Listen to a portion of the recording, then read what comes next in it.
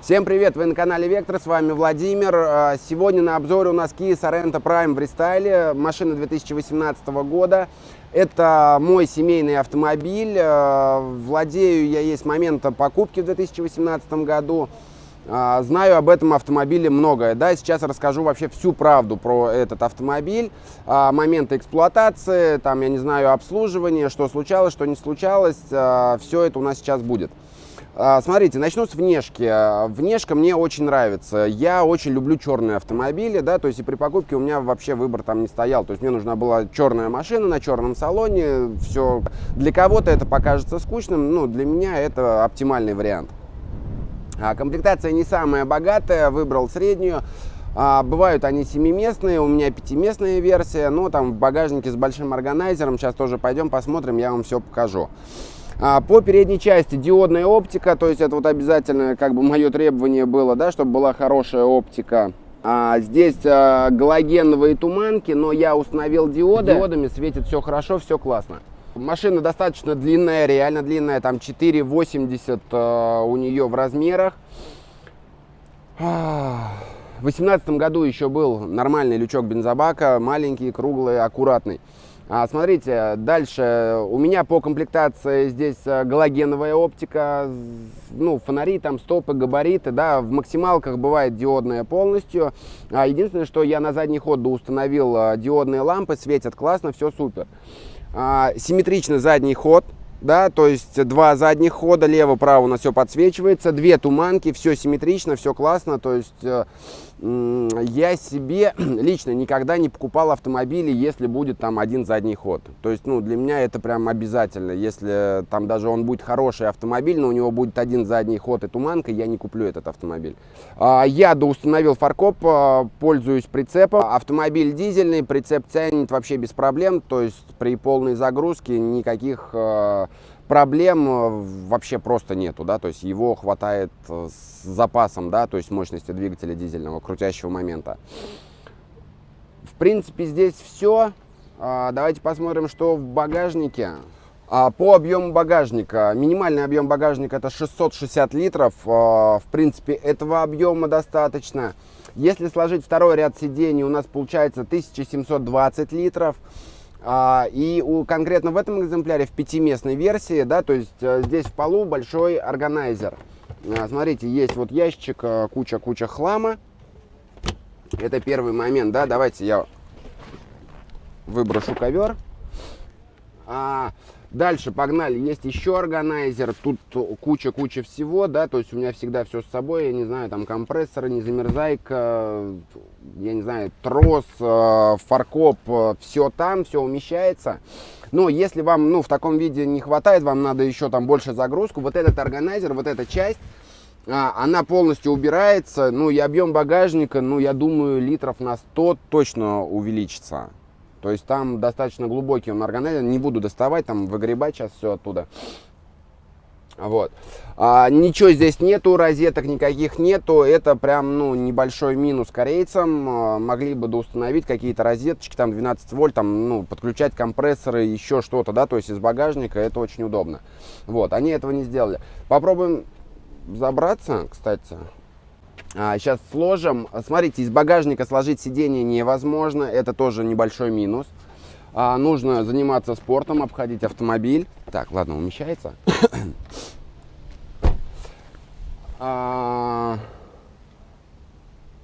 Практически двухспальная кровать получилась. При сложном втором ряде сидений у нас получилась ровная поверхность, да, то есть можно перевозить холодильники, я не знаю, там по 1,80 м это точно. Примерно вот у меня рост около 1,80 м. Я сейчас попробую туда забраться.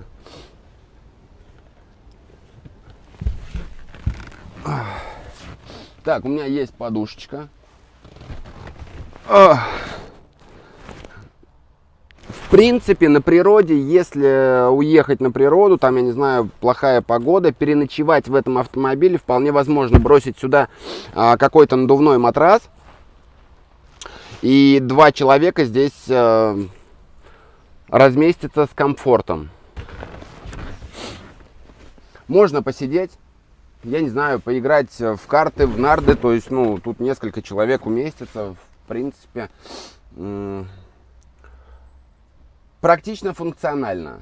Если нет возможности даже ударить по спорту на улице, да, там, я не знаю, плохая погода, вы где-то на природе проснулись, здесь можно даже сделать зарядку, да, то есть как минимум просто какие-то отжимания, наверное, да, то есть, ну, здесь я, в принципе, даже убираюсь. И мне потолок не мешает. Но вы поняли, зачем, да? Предлагаю проверить безопасность электропривода багажника, да, то есть на случай, если что-то сюда попадет, ну, конкретно будем проверять на моей руке. Сейчас посмотрим, что у нас из этого получится, раздавит он мне руку или нет. Нет, он не сохранил руку, она даже работает. Перелома нет, все хорошо. Смотрите, на автомобиле сейчас пробег порядка 118 тысяч. И примерно где-то на пробеге в 115 тысяч здесь был момент, умерла ВТР-стойка. Сразу вот по минусам небольшим скажу. Какой-то там внутри датчик, ну, по диагностике показал, что датчик положения, по-моему. Но он не разбирается, то есть его менять только целиком. Я его покупал оригинальный. Примерно 19 тысяч рублей я отдал за оригинал. У официалов он стоил 40 тысяч рублей. То есть, ну, просто я в магазине купил, поменял эту стоечку, все работает, все замечательно. И был момент, вот эту кнопку я тоже заодно поменял, какие-то глюки на ней были. Оригинальная кнопка стоит около 3000 рублей, это в 2023 году, да, то есть с учетом поднятия цен, там, неадекватного курса доллара и всего остального. Но за 5,5 лет, в принципе, ну, прям вот, ну, я считаю, это мелочи какие-то. Дверной проем достаточно большой. Угол дверки не 90 градусов, но проема хватает, да, то есть, чтобы спокойно забраться, ничего мы здесь нигде не задеваем. Вот я сейчас сижу сам за собой, места в ногах хватает, прям за глаза. По сиденью, смотрите, регулируется вперед-назад, да, то есть тут салазки ездит. Если там, я не знаю, вам нужно увеличить багажник, вы сюда посадите детей, да, то есть можно подъехать, как бы багажник увеличится. Угол наклона спинки регулируется, да, то есть можно вообще вертикально поставить, можно для дальней поездки откинуться и просто ехать в комфорте. Подлокотник есть, регулируется вместе со спинкой, да, то есть откидывается, как бы поднимается, не знаю, наверное, больше это минус, чем плюс.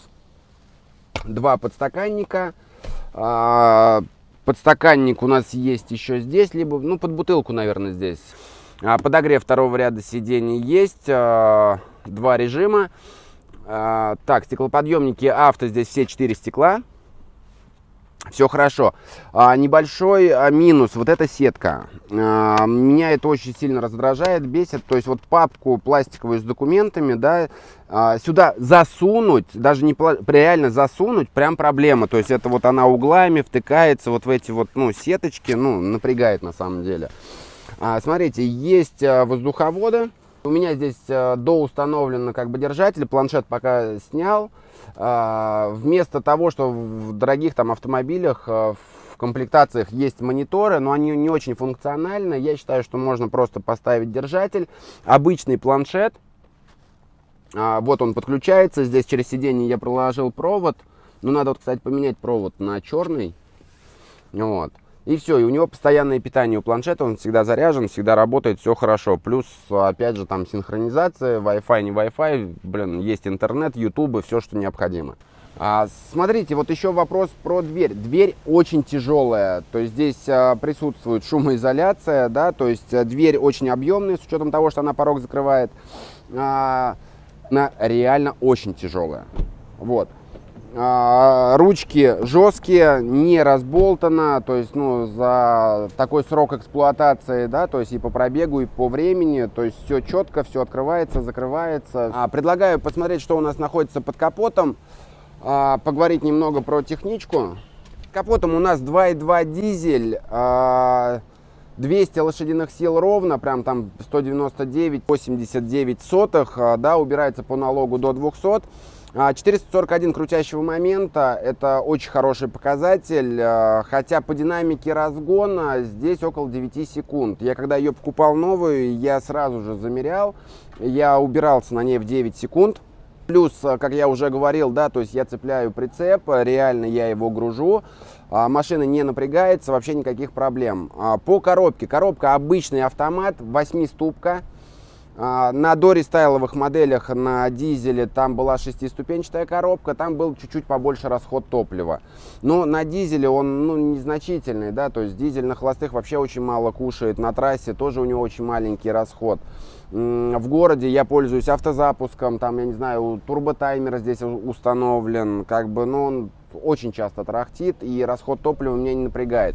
Из реального зимой, прям реально в морозы, чтобы там с 20 минут он там, я не знаю, прогрел салон. Салон прогревается очень быстро, ну, примерно в минус 25, в минус 26 салон прогреется за 15 минут, ну, до комфортной температуры, то есть в салоне будет тепло.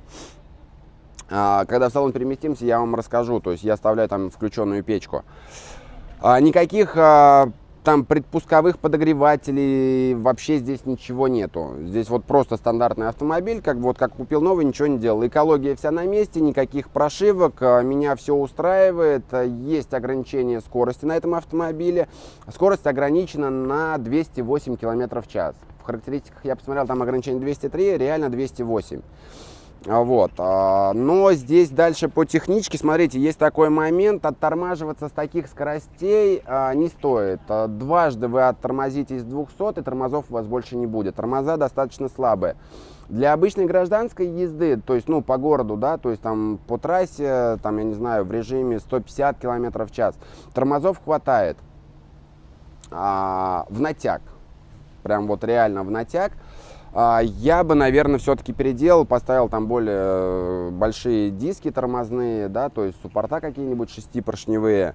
Но это уже все доработки, то есть сейчас закончилась гарантия, наверное, займусь я этим вопросом. И обязательно, если что, вам буду это все показывать. Смотрите, воздухозаборник находится очень высоко, машина сама по себе высокая.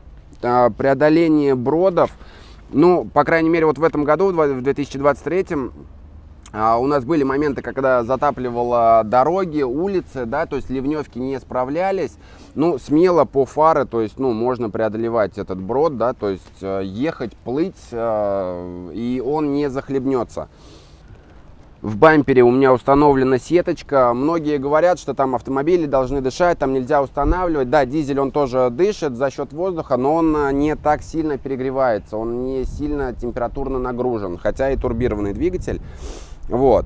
Поэтому из-за сеточки вообще никаких проблем. Вопрос по обслуживанию. Смотрите, я обслуживаю этот автомобиль, у меня происходит замена масла каждые 7500. Да, то есть потому что дилерские интервалы это каждые 15 тысяч. Я считаю, что у нас в России нету такого масла, которое пройдет 15 тысяч километров. Соответственно, я поделил каждые 7500 замена, фильтр воздушный обязательно дизелю меняем, каждые 15 тысяч я меняю топливный фильтр. В 2023 году в январе у нас в регионе было очень холодно, я попал в мороз в минус 34, автомобиль завелся без проблем в минус 34, причем с автозапуска, как бы не сильно я заморачиваюсь, там идти, его там что-то ждать, свечи накала, все срабатывает, все заводится, вопрос топливной системы, наверное, да, то есть берегите, почаще меняем топливный фильтр и воздушный, то есть дизель, он работает, все-таки ему нужен воздух, ему нужно много воздуха. Да и в принципе все. Двигатель у меня относительно чистый, мою я его раз в год. То есть вот у меня стабильно, либо весной, либо ближе к осени, то есть я загоняю, там полностью чищу автомобиль и мою двигатель. Ничего не происходит. Блок управления, вот, ну, он немного пыльный и грязный, вот его накрываем пакетами.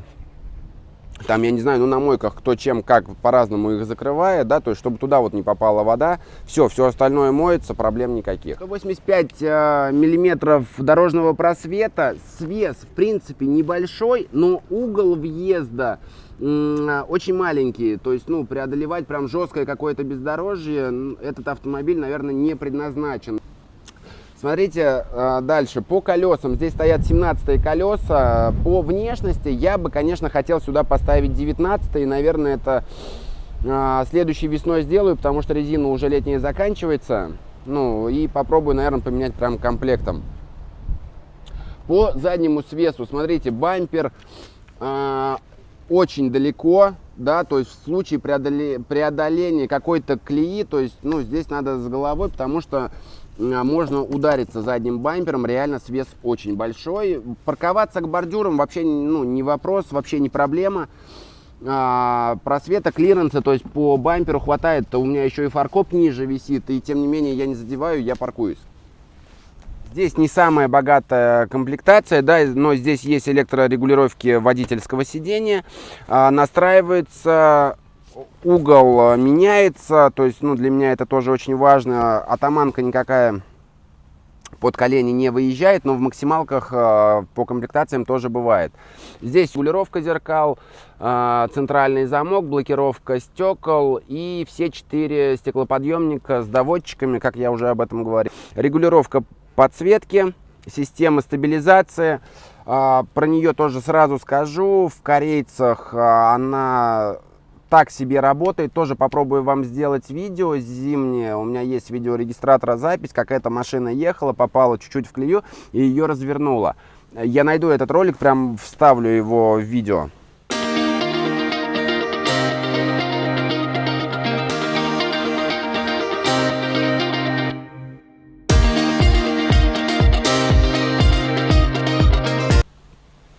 Электропривод багажника можно открыть из салона, с ключа, кнопка в багажнике. Регулировка руля по вылету, по углу наклона, все классно, все супер. Как бы, ну, я настраиваюсь легко, и в принципе моя семья настраивается легко. По рулю. Вот сейчас пробег 118 тысяч, 1000 километров назад я руль перешил. Он здесь был такая кожа вот как блестящая, как вот на КПП, не стал я ее пока перешивать. Руль перешил в натуральную кожу. Здесь панель мягкая, но не кожа, это пластик. С имитацией строчки, и текстуру я пытался подобрать под панель, то есть чтобы было сходство, ну, и под подушку безопасности. Потому что вот эта кожа заводская, то есть она очень сильно отличалась, и она, знаете, такое ощущение было, что руль не отсюда. Ну, реально, это с завода у Kia почему-то так выходит. Здесь у нас управление мультимедиа слева, здесь у нас бортовой компьютер и круиз-контроль. Круизом пользуюсь, все хорошо, он обычный, неактивный, то есть, ну, следим за дорогой, тормозим, в полосе не держится, ничего он не делает. Смотрите, по эргономике, да, то есть все классно, все супер, Kia вообще красавчики, мне очень все нравится. Монитор. Вот. Все срабатывает. Так, ну, выключу его пока, да. Смотрите, камера заднего вида. Вот, ну, автомобилю больше 5 лет. Камера хорошая. Плюс на лампочки заднего хода я поменял на диоды, очень яркие диоды. И ночью свет стал лучше, и камера отображает картинку реально лучше. Мультимедиа, Bluetooth, я разговариваю на громкой связи, все хорошо синхронизируется. Там один раз я вот настроился много лет назад, и по данный момент, там, я не знаю, при замене телефона только нужно, наверное, заново настраиваться, и все. Музыка так себе, здесь простая комплектация, в принципе, ну, просто она здесь есть, да. Климат-контроль двухзонный. Мониторчик, крутилочки, удобно, мне нравится, плюс дублеры, да, то есть, ну, настройка потоков воздуха, все есть, да, то есть на случай, если что-то с этим мониторчиком случится. То есть, и в принципе все отображается, но я вот катаюсь в режиме авто. Подогрев руля, подогрев передних сидений. В максималках здесь вот еще в краях есть вентиляция сидений. Сеточки 12 вольт, 2. Плюс USB, AUX, да, то есть, пожалуйста, подключаемся, все хорошо. Но я вот себе еще вывел такой вот держатель для телефона с беспроводной зарядкой. Просто очень удобно беспроводную зарядку использовать. В максимальных комплектациях конкретных автомобилей тоже существует беспроводная зарядка, она здесь вот находится внизу. Здесь у нас по кнопкам парктроники, лог типа блокировка полного привода. И здесь у нас Drive мод, настройки автомобиля, там эко, комфорт. Ну, я катаюсь в смарте, то есть чтобы автомобиль подстраивался всегда под меня сам. То есть, потому что в режиме эко, когда надо срочно дать в пол, он начинает тупить. Зачем это надо? Пусть думает сам за меня. Подлокотник удобный, расположение удобное под разный рост, не двигается, но даже если ростом кто-то поменьше, все равно его хватает, то есть он не утоплен куда-то назад, все комфортно. КПП все комфортно, да, то есть все включили, выключили, типтроник, все есть, все работает. Бардачок со всякой мелочью, все есть. Здесь тоже есть ниша, я очень люблю сладкий кофе, поэтому у меня здесь еще очень много сахара. Большая глубокая ниша, там, я не знаю, под мелочи, ну, здесь, как всегда, как и у многих, все завалено. Смотрите, подотчетник обшит какой-то мягкой тканью, тактильно не понимаю, что это за ткань, но она прям мягкая. Здесь я, опять же, сам уже доустанавливал диоды, потому что здесь были галогены. Здесь тоже были галогены, я тоже поставил диоды. Вот. Смотрите, если вы забыли выключить свет, закрываем, он выключился. То есть он просто сам нажимает на кнопку и выключает. Есть. Ну это дополнительно, да, если не хватает, я так понял. Да. То есть, чтобы вам в глаз не светило солнце. Но я не пользуюсь.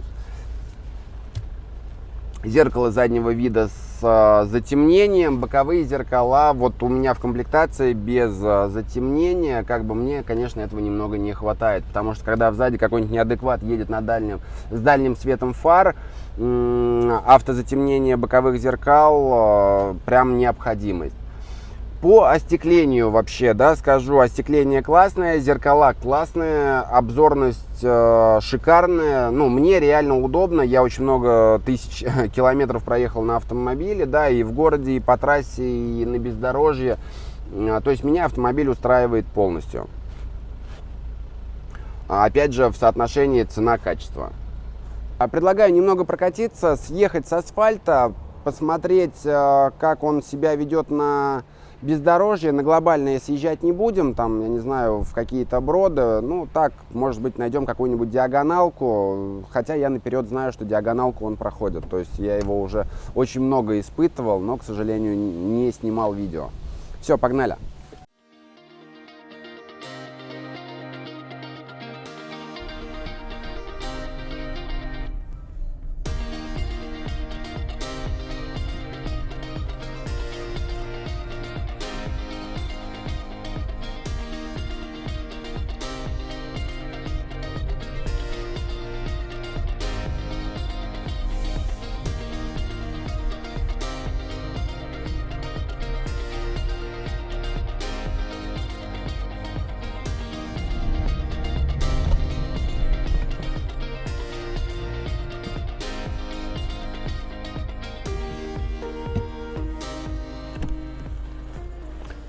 И вот сейчас я покажу вам привет китайцам. Вот машина стоит в драйве, ручник не поставлен, да, то есть вот я отпустил тормоз, и она не катится назад.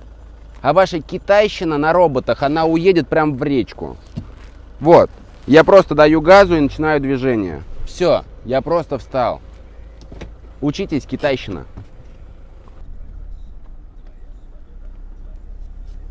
Ну вот первая легкая диагоналочка, то есть, ну, немного съехали с дороги. Сейчас вот попробуем сюда подняться.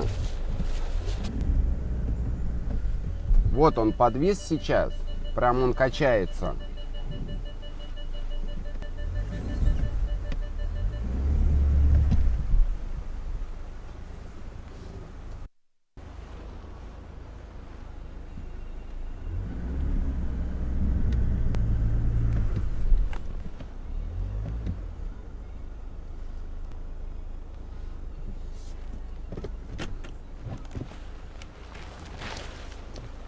Вообще без проблем проходит диагональ.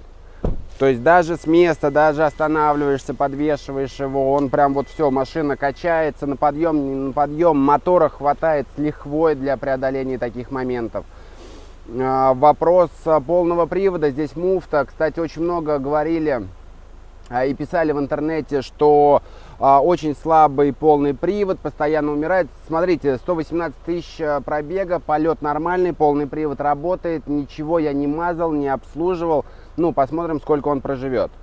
Эксплуатирую я автомобиль на максимум, да, то есть это реально, это вылазки, это постоянные снега, сугробы какие-то, там поездки на пикники, реки, озера.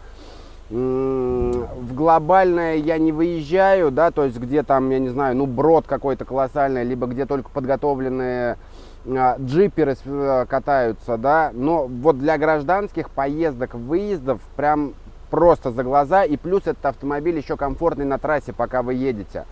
То есть, если дорога, там, трасса, режимы позволяют, вот комфортная скорость на этом автомобиле это 160 км в час. В завершении нашего обзора хотел сказать следующее. Офигенный автомобиль, цена, качество, негатива нету ни к внешке, ни к техничке. Смотрите, по минусам я сказал, их прям совсем минимум, да, за 5 лет то, что вообще происходило. Там затертый руль, стойка багажника, все остальное просто расходники, колодки, фильтра, масла, и на этом все. Были у меня мысли поменять этот автомобиль в 2023 году просто на новый. Экономически невыгодно это делать. Новый Sorento сейчас стоит порядка 6 миллионов рублей. Эту машину на вторичке сейчас можно продать примерно за 3 миллиона рублей. Ну, плюс-минус 3, 3200, да, я вот посмотрел в поисковиках. По конкурентам. Смотрите, есть прямые конкуренты у этого автомобиля. Это Hyundai Santa Fe. И там у них еще была модификация Grand Santa Fe. У них тоже тот же самый двигатель 2.2 дизель. Toyota Highlander. Но она идет безальтернативно только на бензиновом 3.5 двигателе. Очень прожорливый. Ну, не знаю. И очень дорогой. Да, неоправданно дорогой автомобиль. Даже изначально я тоже его рассматривал к покупке вообще еще в 2018 году, но я отказался от Highlander, когда цена была больше, разница больше, чем в миллион, и там были галогеновые фары передние. Я сразу отказался от этой затеи. Nissan X-Trail, наверное, можно включить, но помойка конченая, вариатор безальтернативно, вариаторные и на роботах автомобили я в принципе не рассматриваю. Это ненадежно, это не практично, с кучей ограничений, поэтому только классический автомат. И вот у меня сейчас уже очень много лет в приоритете только дизель. Есть конкуренты серьезные, такие как Mercedes GL, GLS, Audi Q7, которые бывают в семиместном исполнении. Классные варианты, они чуть постарее по годам будут. Если найдете достойный вариант, там с пробегом примерно в 100 тысяч километров, я думаю, что купите и не пожалеете. Автомобили реально классные. Есть еще сейчас рынок у нас заполонили китайцы, да, то есть примерно вот из габаритов я посмотрел, это там Geely, Manjaro, там еще куча китайцев, сейчас там много названий, будем конкретно снимать в дальнейшем обзоры на каждую модель эту китайскую. Сравнивать даже не хочу, вот эта машина уже прошла 118 тысяч пробега, да, у нее, она проехала их без проблем, я отказался от идеи поменять этот автомобиль только по той причине, потому что на рынке одна китайщина, которая даже сотку не пройдет. Без проблем ни один китаец не пройдет сотку. Историю китайцев, пожалуйста, посмотрите, как все эти черри закончились, там, которые были в 2006 годах, да, то есть на сегодняшний день этих машин не осталось на рынке. И новая эпоха вот этой китайщины, она тоже очень быстро закончится. Да, они их будут продавать, но за 50-100 тысяч километров они просто разваливаются. Вот эта машина, она 200-300 пройдет. Сейчас, кстати, вот тоже снимали, тут немного пообщались с человеком, да, там у него Hyundai Santa Fe с этим же двигателем. Машина прошла 280 тысяч, и он тоже сказал, что он в жизни не купит китайца. Потому что эти машины переживут китайцев и переездят китайцев по пробегу. Это факт. Вы были на канале Вектор. Спасибо всем за просмотр. Ставим лайки, пишем комментарии. До скорых встреч. Я погнал.